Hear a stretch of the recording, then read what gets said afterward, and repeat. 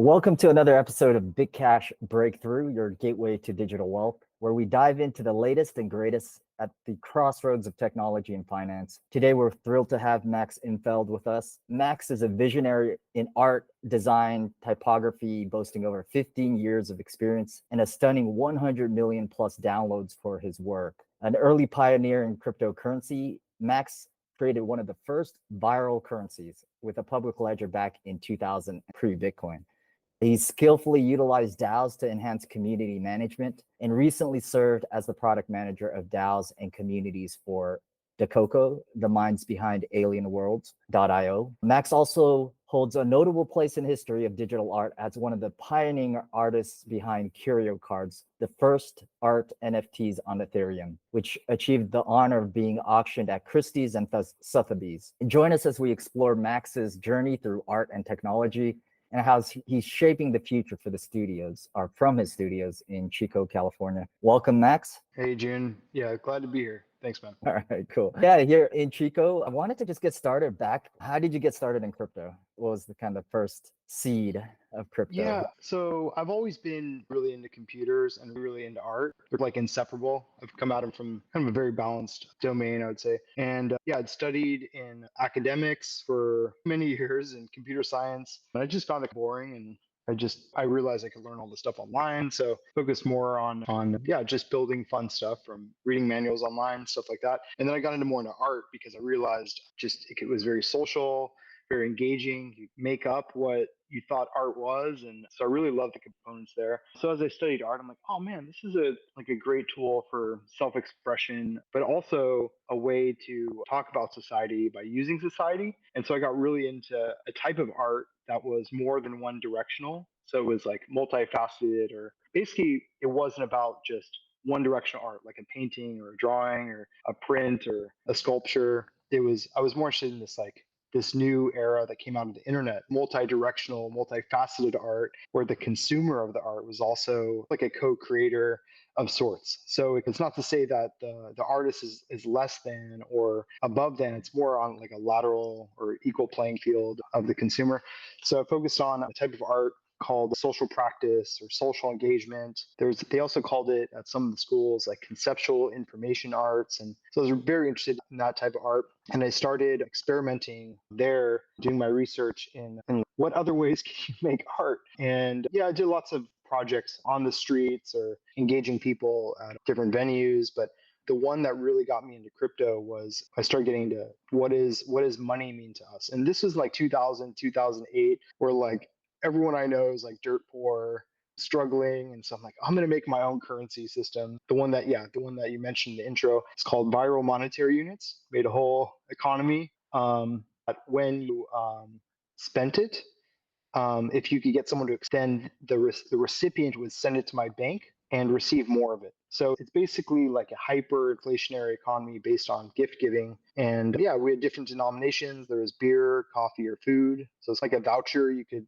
persuade someone to accept, and thus being a distributed performance of sorts. And that's the viral nature of it. If you get someone to accept it, they would send in the voucher, and then we send them 3 times the value of what it's worth. And yeah, I think we distributed over like 100,000 of those notes, tracked on a ledger. It wasn't as sophisticated as Bitcoin, but yeah, you can check it out on the Wayback Machine. It predates it, but Bitcoin by a couple of years. Yeah, that got me into crypto or Bitcoin very early. I didn't see that very different from other artist community currencies or other community currencies. Yeah, and Bitcoin seemed like a joke to me. I was like, mine was a parody joke. And I'm like, oh, this is a parody joke. And then, yeah, it was funny to see the direction it went. And yeah, where it's at today is an unfathomable part of the journey that I've seen. For sure. Yeah, that's fantastic. So predating Bitcoin, that's amazing. 2000, I guess around 7. And so economy is rough back then. I remember those times. And so maybe that was some of the motivations behind it. Was there kind of anything else that inspired you to get into the monetary side of things? Were you studying things about the Federal Reserve? Is that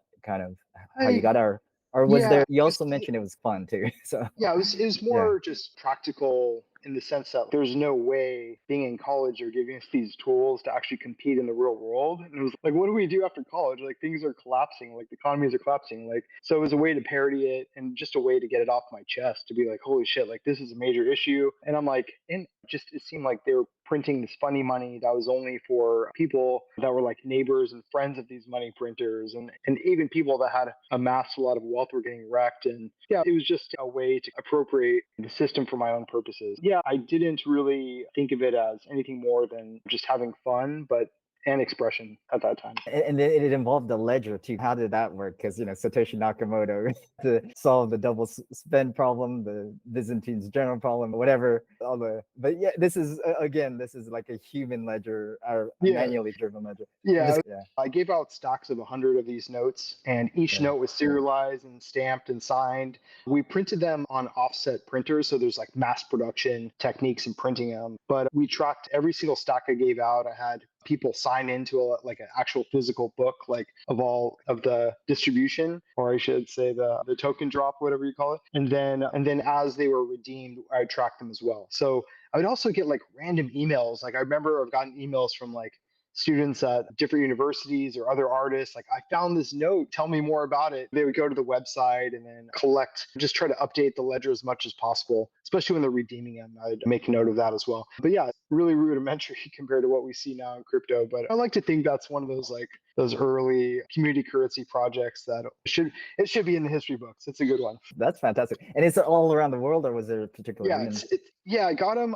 Whenever someone traveled, I would issue stacks to them. It got all over the place. I had people hitting me up in England, like Yale University, and just weird, yeah, weird places. People would go to Europe and try to spend them, and even here in the U.S., I personally never tried to spend them because I'm like, oh, that's a conflict of interest. But I had acquaintances that got to accept them for drinks at the bar or coffee shops, and it's just funny just to see people did redeem them for physical goods. Yeah, that's fantastic. And what were these called? What was the name again? Is it viral monetary units? Okay, great. So if you guys are out there in the world, this could be a collector's item, right? Like, Yeah, yeah. Yeah, they're collectible. I've had offers to buy stacks of them. I get a few stacks here and there from old friends, but yeah, there's a market. People want to acquire them. Yeah, especially since you're so big in the NFT space now. So let's go step by step. So let's go this viral currency. So Bitcoin, was there a particular event or news that got you into Bitcoin? Yeah, I was very, even when Bitcoin got on like Mount Gox, I was like, oh, this is funny. It's comedic how they're putting it on this like trading card site. Man, these nerds are taking this joke really far. So it's really hard to, and we'd send it to each other, like command line to each other's moms as a joke, like just terrible, like weird humor there. And then I would say I definitely thought of it as legitimate, in a legitimate type of way, seeing it used on the dark web and just doing some research there and looking into how it was used and introducing it to lots of other people there. That started opening my eyes to it. And I'm like, man, this is too bad if it just stays illicit. But it's, yeah, early on, I tried supporting some Bitcoin apps and supporting like Bitcoin early forks, like on Bitcoin Talk, and collecting bounties. And like, there's a bunch of stuff I can't necessarily get into specifically, but yeah, it's mostly when I saw them being used as payments for goods online. I'm like, oh man, this is going to go everywhere. And then 5 years later, it doesn't. 10 years later, it doesn't. And now it's this massive store of value and I'm like, man, maybe that's all it needs to do. Maybe it isn't to be used at the chain layer person to person. Maybe it's something far greater. Yeah, that's fascinating. All right, and that's interesting. You've always had this tinkerer part of you, like you from technology before art, and I know you get on and use apps, test it out, and so it's fascinating that you were there early on in the Bitcoin days. And any insights there with kind of the early apps on Bitcoin? Just Yeah, I think early on we thought there was gonna be like just massive adoption on some of these apps. Having seen like trustless reputation systems on dark websites where you can say, oh yeah, like this substance has been tested, and there's just seeing how many middlemen it would eliminate in that process, that and provide like a safe community that Yeah, now my opinions have changed drastically on that scenario, but yeah, just seeing that was very inspirational to try to like, I started feeling like I needed to be an advocate and teach people about it. So behind the scenes, I was showing people one-on-one how to use it. And then, yeah, for many years, I would say I'm mostly an educator with crypto, just onboarding tons of people over the years. And so, yeah, I thought about like how to, yeah, what are some ways that mass adoption is possible? And that kind of goes into DAOs a little bit. And yeah, from a practical perspective, I realized DAOs are going to be needed as over time people lose their crypto and lose their keys. I've known people lose millions and billions of dollars, and it defeats the whole point if you can't even hold it. Having a dynamic key pair that would, or dynamic public key that would allow people to change who runs the community resource pool or manage that was essential to crypto. And so I started supporting projects like EOS because I knew that was going to be much more needed in the future. As people get wrecked, they can say, "Oh yeah, like we should have DAOs at the chain layer or DAOs at the holding this massive pool of resources." And I still think that. I still think that's the direction where things are going, but with AI and all that too. So that's great. I think that's still the biggest challenge in key management. And even after so many years, it's still the biggest challenge. And so from Bitcoin to, were there any other maybe ecosystems you were following in between? Oh, yeah, definitely, definitely. The early Bitcoin forks was very interested in some of those adding value. Namecoin is the one that I think really inspired a lot of us to think about the possibilities of what could happen, seeing what was happening on Counterparty with the rare peppies. And that's just, yeah, so it was so far ahead of its time. And then going to BitShares and actually seeing a front end UI as an example interface to a back-end blockchain. Was, holy shit, this is mind-blowing of what can happen. And then yeah, it's being the generalized version of BitShares and Steemit, and it's still incredible technology. And I think yeah, we barely even scratch the surface of what value it can add. When we talk about like individual people using blockchain, it's still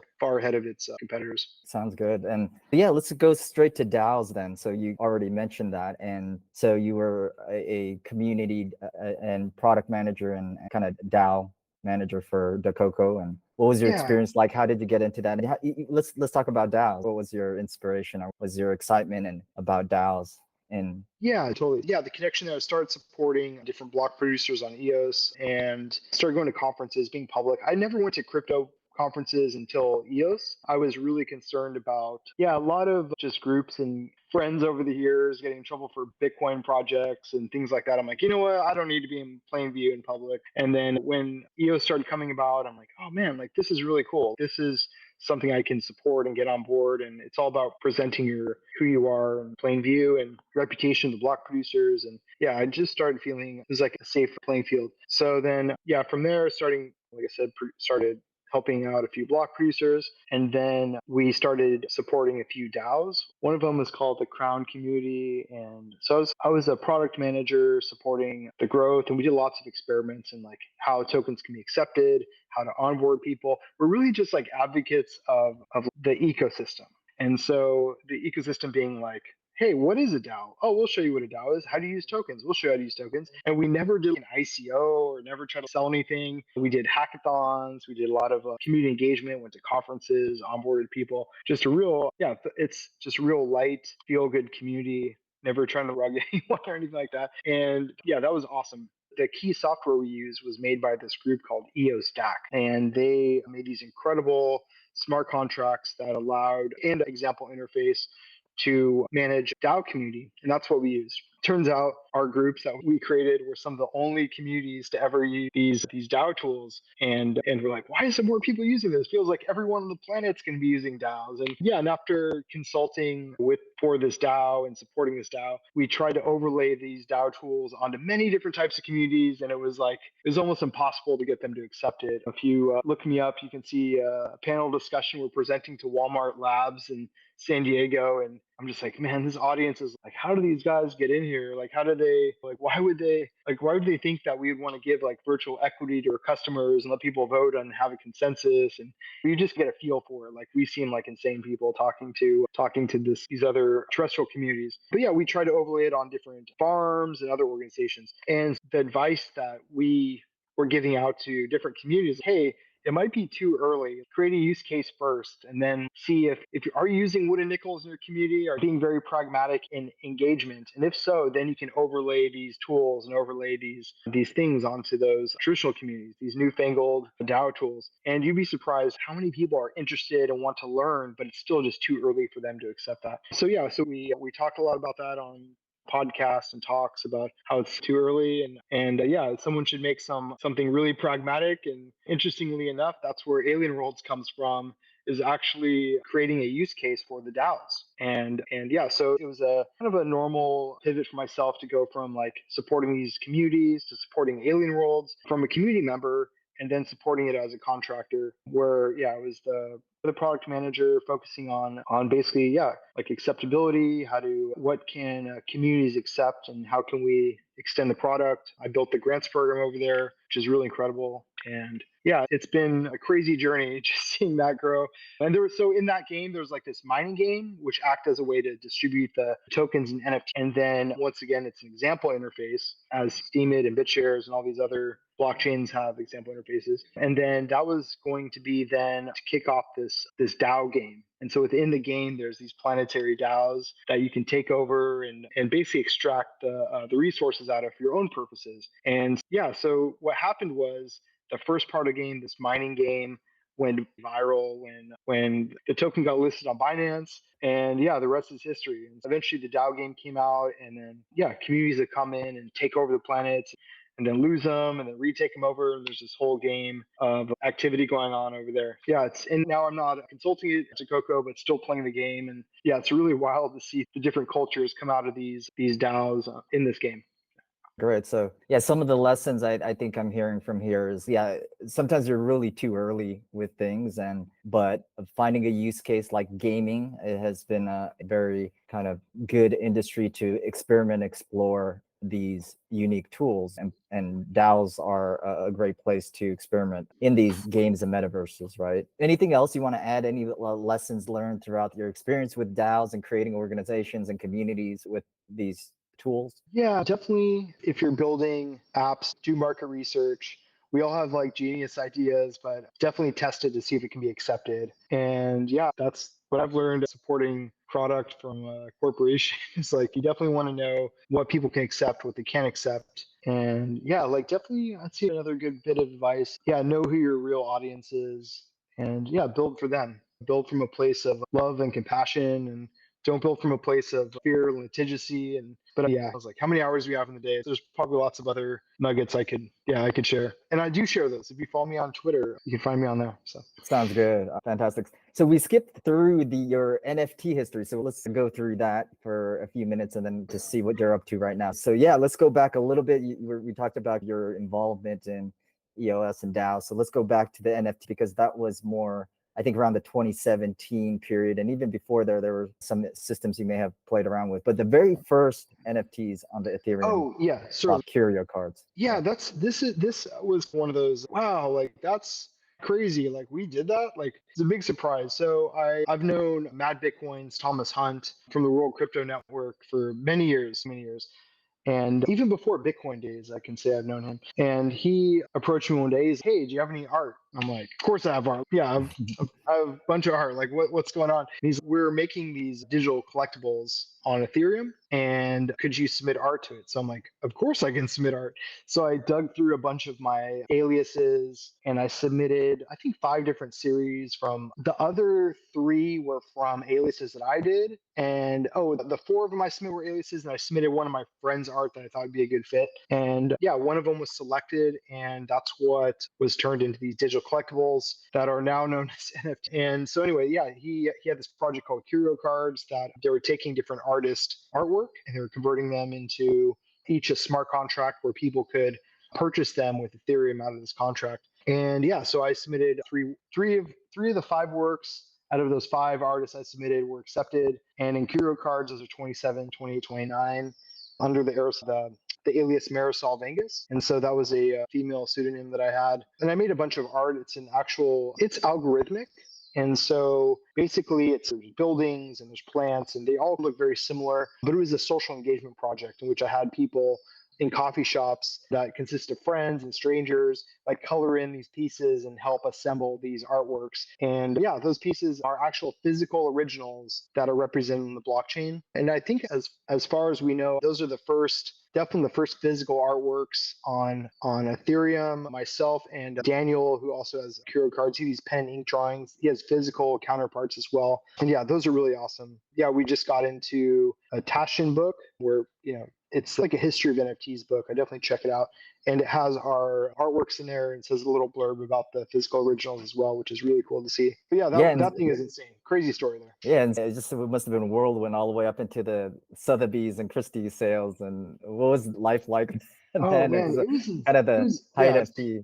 Yeah, it was at the height of it. Yeah, that was really weird. All these people started messaging us out of nowhere. 2021. Congratulations! Like, where's the cards? Do you have any cards, sir? I'm like, who are these people? What spam list do I get on? And then this one NFT historian, which I thought was a funny term at the time, this guy Adam McBride down in Costa Rica. He hits me up and he's like, "Hey, are you with Curio Cards?" I'm like, "Oh no, I'm not. That's not my project. And I'm like, oh wait, I should probably admit that I'm one of the artists and I have a background with making typography. And I'm like, oh, this is gonna be a big deal. I have to admit that I made this IP. And so yeah, I'm glad I did. I ended up finding out we made the first NFTs on Ethereum, or the first artwork NFTs on Ethereum. And yeah, it just had insane volume. Going to Christie's and Sotheby's was a life dream of mine as an artist. And yeah, I would joke about it with friends and be like, yeah, I remember me saying this thing about one day when we're dead, we'll be at Sotheby's and Christie's, and I was serious. I'm like, we did so much art. So anyway, to get there as a living artist is one of the more insane things that's ever happened to me. And yeah, now lots of interviews come out of it, lots of great contacts. I've met so many other artists that I didn't even know were out there that have been making crypto art in the same vein. And so getting to do lots of really cool trades and get to go to meetups, and yeah, it just turned into a whole nother, yeah, really cool side thing. And yeah, it's interesting. Almost every day, some random person on the internet has a question about it and what the intent was. I'm like, man, finally someone like cares about the art I was making. Like, oh man, this is awesome. Yeah, it's very few people get to fulfill a dream, so you're one of the lucky ones. So Yeah. that's fantastic. And I think, yeah, this whole space of NFTs, like the historical NFTs, from me, a fundamentals person, I feel that's where I think the collectors are going to sustain this for the long run. I think a lot of the NFTs and even memes now, they're fads, how I see it. And so I think this historical aspect of it is probably one that's underlooked. But we could talk about that. I know we're running out of time. So what are you up to now? What's the latest with you? Yeah. Oh man, too many projects to go through. As you can see, I'm still in my art studio making art. I haven't really been pushing selling it or promoting it or anything like that. I'm just here making it a lot, which is good now that I don't have a full schedule. But yeah, right now supporting safex.org. There's this cryptocurrency, an early Monero fork that I'm supporting on the foundation, which I'm really proud and excited to be part of. And then additionally, I'm supporting a crypto exchange called Excalibra, and yeah, helping get some listings over there for now, and we'll see where that goes. But other than that, yeah, definitely dabbling in DAOs and engagement and other ways, looking for new ways to help build society and yeah, the future of blockchain. Cool. Any final comments to share about just all your experience and learnings, whether it's for NFT or about communities, DAOs, like anything you want to impart before we wrap up here in the last minute? If not, I can have you back as well. Yeah, I'll come back. We have hours to talk about stuff. There's a lot there for sure. Sounds good. Thanks. Thanks so much, Max. Really appreciate it. Again, we'll hopefully have you soon. I'm trying to do as much content as possible. And thanks for being part of this second episode ever, Bitcash Breakthrough. Really Awesome. appreciate Thanks. it. Have a great day, All and right, take care. see you all next time.